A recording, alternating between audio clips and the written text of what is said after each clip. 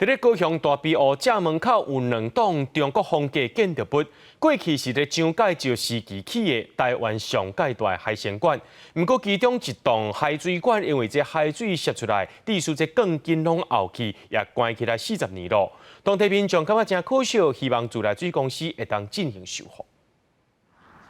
高雄大庇湖是真侪人散步运动好所在，伫遮门口有2栋中国式建筑，一栋是淡水馆，一栋是海水馆。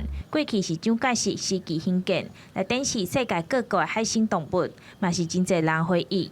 其中海水馆已经趴远真久，民众感觉真可惜。伫个无影响安全的范围内啦，吼，会当改变做其他用途。 大庇湖的历史啊，一寡较早海鲜馆啊，一寡故事啦。整修的话，应该可以做很多生态展览吧。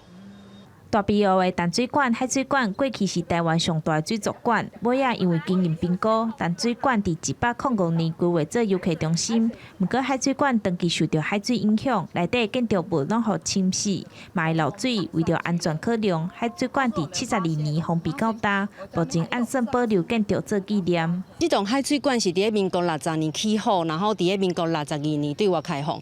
不过因为伊海水侵蚀，所以造成伊内部的梁条啊有壁损，水池嘛有漏水的现象。